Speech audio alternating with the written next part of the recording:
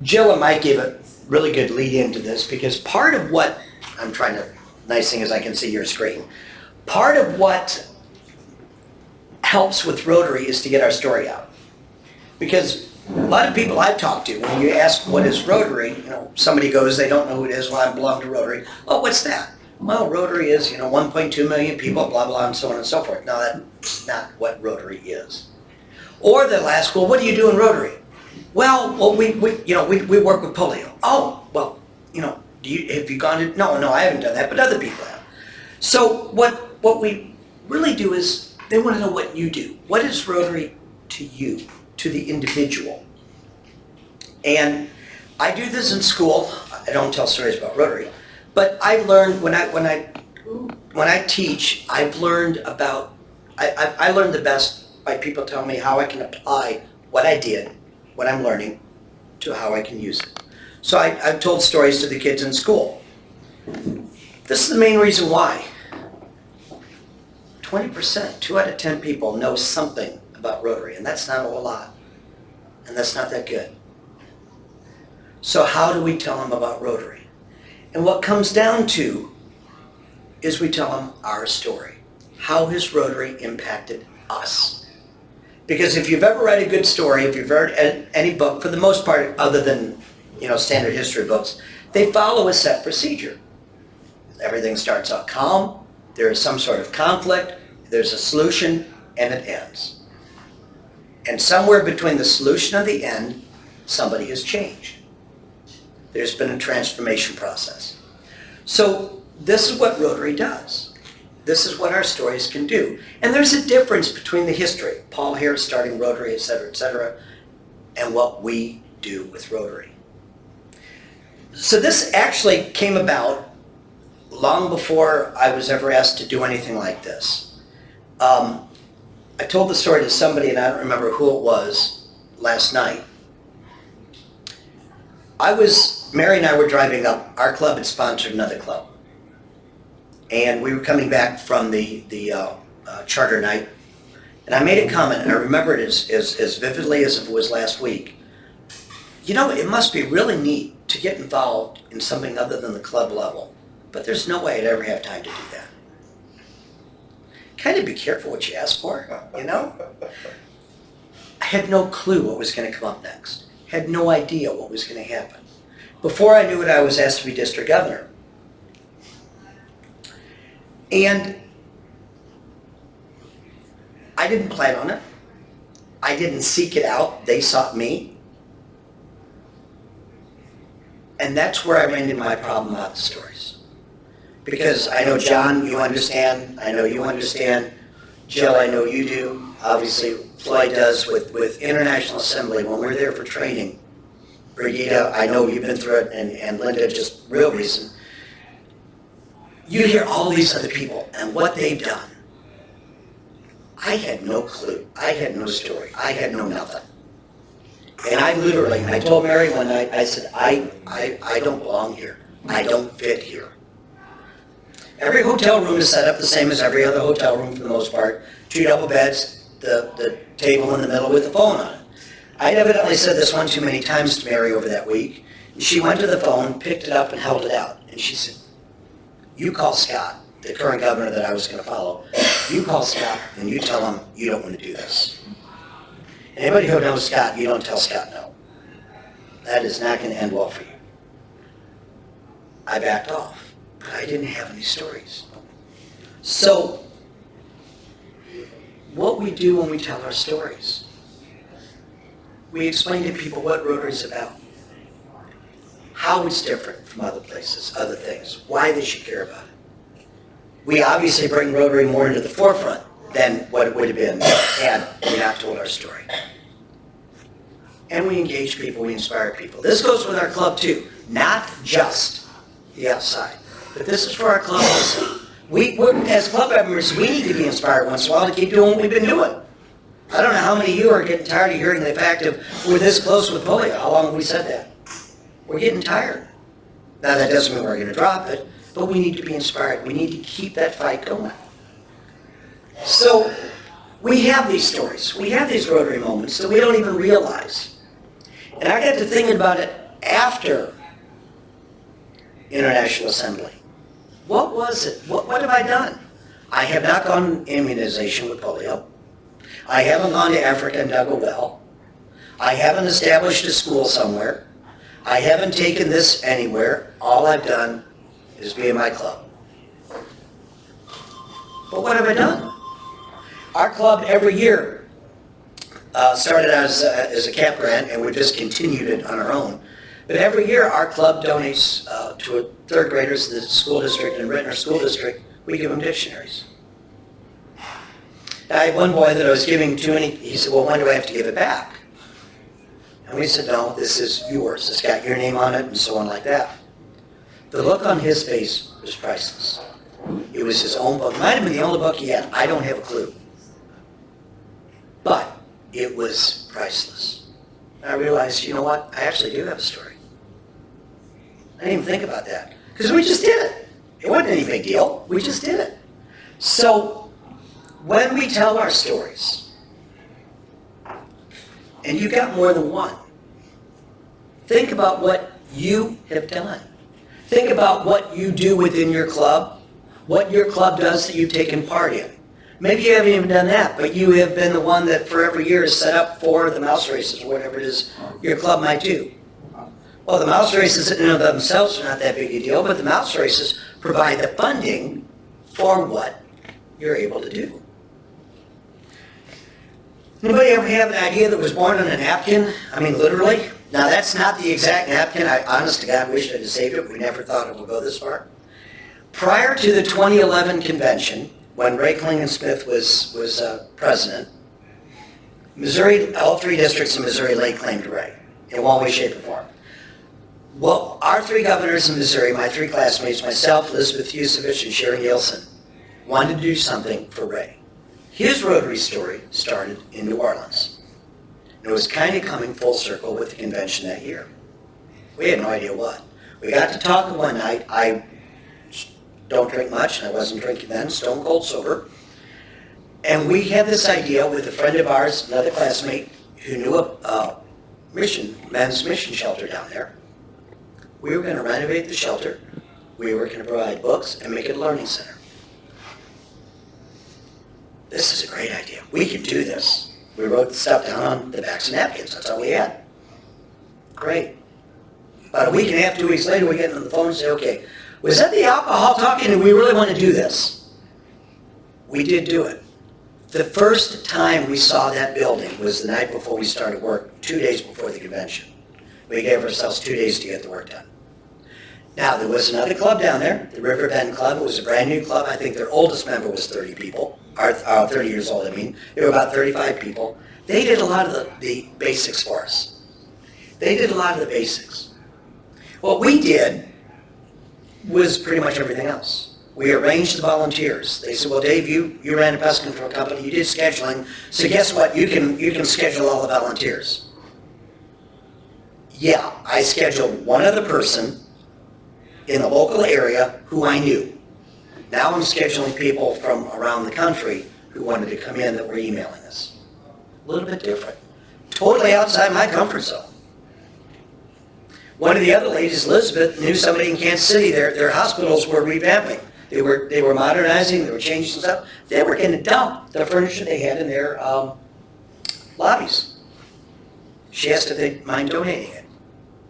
They said yes. They would not only donate it, but they donated the truck and the driver to haul it back, or haul it down to New Orleans and then bring the truck back. We had, I don't know how many books that we sorted through that were donated, shelves and so on.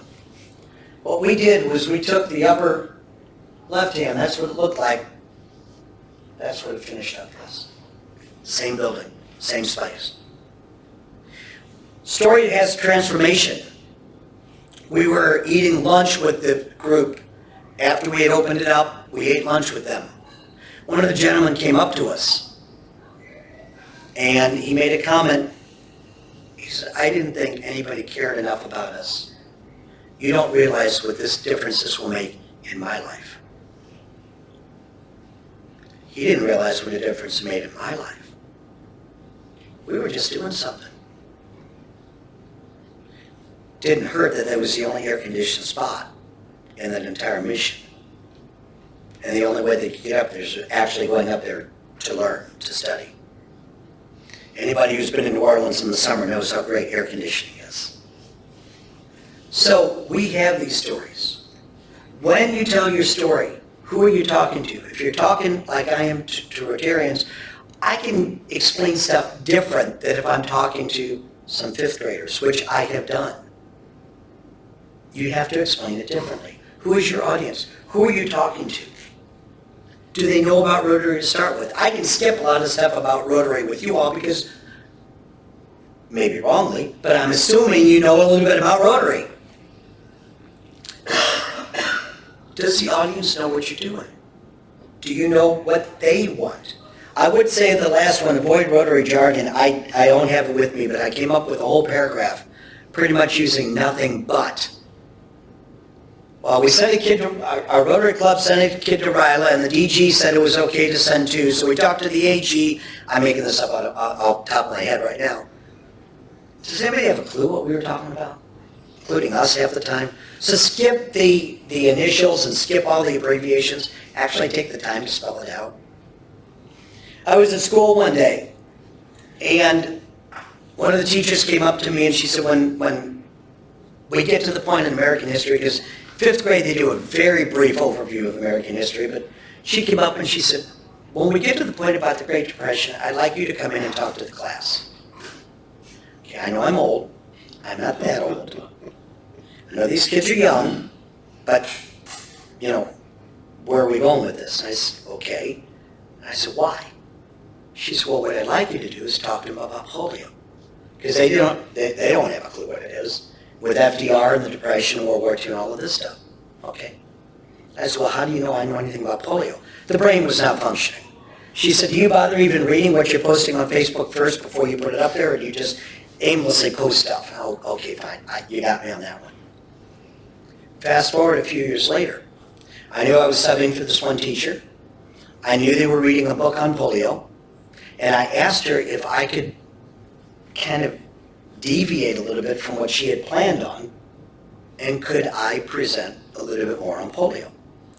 So there's a video that was shown, I think it was the St. Louis zone, I don't remember, John Germ showed it, and it was to the, and Floyd, you might remember, 10,000 miles, and I pulled that up. Those kids, we spent another 45 minutes to an hour talking about polio. They were not talking to kill time. They really wanted to know. She had me come back 2 other days to finish up the discussion. People do want to listen to what we have to say, but we're not always saying it. That has a lot to do with what's going on. Statistics are great, but they don't tell the story. Numbers are good, but after a certain point, numbers tend to get us, you know, the glassy-eyed look and so on. Keep it emotional. There is a reason why you see ads on television for those of us that might still watch regular TV. I'm not one. But, and you have to suffer through the ads. There is a reason why all these children's charities show the child, the poor starving child. They don't give statistics, they show the child.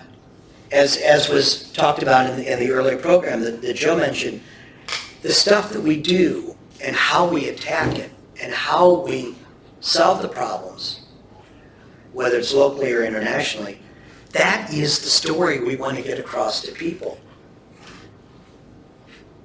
Keep it simple. I love that one. The KISS principle works wonderfully. Told you a Rotary story changes people. And we've had several instances in our lives. Our daughter has been, we often said if our daughter was the only first child, she would have been the only child. We've said that in front of her, so I'm fairly safe saying it in front of Mary. Liz knows that, and it's been a joke. So I made a point one time. We told both kids, Mary and I request society members, and I put it in my life insurance rider. Great, no problem. Takes 5 minutes to do. Costs you nothing. When you're dead, it won't matter anyway. But we told both kids. Well, our older son said, yeah, Dad, I kind of figured you and Mom are involved. You know, I get that, no big deal. Our daughter was, 13, 14 maybe. Well, I guess that's okay, but is there still any money left for me when you die after they get some? Well, not after that comment, there won't be. But take that attitude. We're going to fast forward a number of years. Liz was taking a public speaking course. She called me up one day and she said, Dad, I don't know how you do it. You're talking. You talk to people all the time. How do you do this? And I said, Liz, the thing of it is that, number one, I'm older than you. I've had a lot of practice. I've got the gift of gab. It works. She said, well, I'm doing a presentation. They had to do a 3-minute to 5-minute presentation on a persuasive topic. Get them to, whatever it might be. She said, I got to part way, but I don't know how to end it. I said, okay. What's it on? Well, I prefer to come over and show it to you instead. She didn't really want to tell me. I said, okay, that's kind of red flag number one if you know our daughter enough. So she comes over. I'm kind of looking over her shoulder while she's setting up. Dad, would you leave? Now I am a little concerned, honestly, about what is she doing this on. The same child who a few years back was talking about is there enough money after Rotary gets some, the same child did it on Rotary. She put it into a college student's perspective on polio. For the cost of a cup of coffee, you could have 4 kids, whatever the numbers were. She did not know how to end it. So we had just been, a year or two before, maybe shortly after the New Orleans convention, they debuted a Bill Gates video, Bill Gates Foundation. It's called 99%. And if anybody wants, I do have it, I'll be happy to show it. It is a fantastic video. And I said, if I were you, I would show that video. There's a couple of them, but that was my favorite. I would end with that. Say what you got to say, end it, and sit down. But your call, what you want to do. Fine. A couple of days later, she called up and I said, well, how'd the presentation go? She said, well, even the teacher was crying by the time it was done. I guess I did pretty good. Then she hit me with something I will never, ever, ever forget. And I've told her I use this story. I've told her I use this regularly. She said, Dad, all those times you and Mom were talking about Rotary? Yeah, and they're quite frequent. We're both members. She said, all those times you thought we weren't listening? Yeah, we really were. So my question becomes, how many people out there are listening and we're not telling? How many people, going back to what you all brought up earlier, how many people are listening and we're telling the wrong thing? How many people are listening but we're not listening back? We're ready to give an answer before the question's even out. We're not listening to talk, we're listening to reply. And there's a difference in that. Our Rotary stories that we have, each one of us has them. I've given you 3 that I said I never had any stories. I've got a ton more. And I still haven't gone to an ID. I still haven't dug a water well. I still haven't established a school. I still haven't delivered equipment. All the stuff I didn't have back when I was governor-elect in training, I still don't have now. But I've still got stories.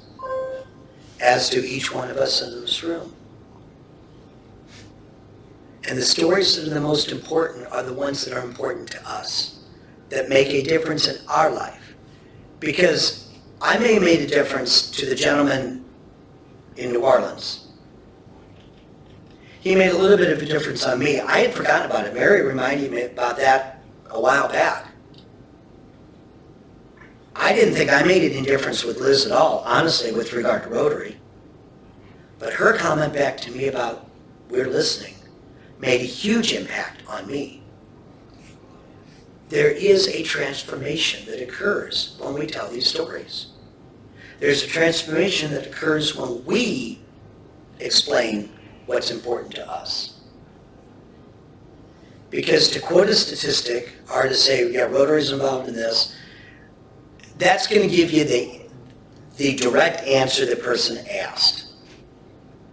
But in my mind, it does not give the engaging answer that they need or that they really want. Once you get personal, once the passion comes out, people get connected better that way. If you just give a yes/no answer, so to speak. Anybody asks the kids that, growing up, do you have fun in school today? No. Where are you going to go with it from there? What'd you do today in school? Stuff. Well, what kind of stuff? Each one lends itself to another something. The passion then shows, and it makes a big difference. And the challenge, I think, for all of us is to tell the stories, to think back to what impacted us. What mattered to us that made us want to join, or, more importantly, made us stay? Why do you go to your meeting every week? Says the one who doesn't go every week. Because I can't. What makes you show up? For our club, I will guarantee you it's not the food. I will guarantee you it ain't the food. So why do you show up? Fellowship. That has a lot to do with it. When I'm not in our club, I really miss, because I used to set my weeks based on Wednesdays. Every calendar starts on Sunday. Mine would be on Wednesday with our club meeting. Different in how you react to things. Why do you show up? Why do you keep going back time after time? Why do you get involved? And because the answer, well, somebody asked me, wears off after a certain point. Because after a while, the ask is gone. You're there. They're not continuing asking you to stay. Why do you stay? And I will lay odds why you stay are those very stories that are inside you that you don't know yet, or that you're not expressing yet, but you do know. Deviating from this for a minute, does everybody know the video that I was talking about, the 99% video? Okay. I want to pull it up. Liftoff. We have a liftoff. Eagle Houston, you're go for landing, over. Roger, understand, go for landing, 3,000 feet. Mr. Gorbachev, tear down this wall. Our march to freedom is irreversible. The Eagle has landed. We must not allow fear to stand in our way. That's one small step for man, one giant leap for mankind.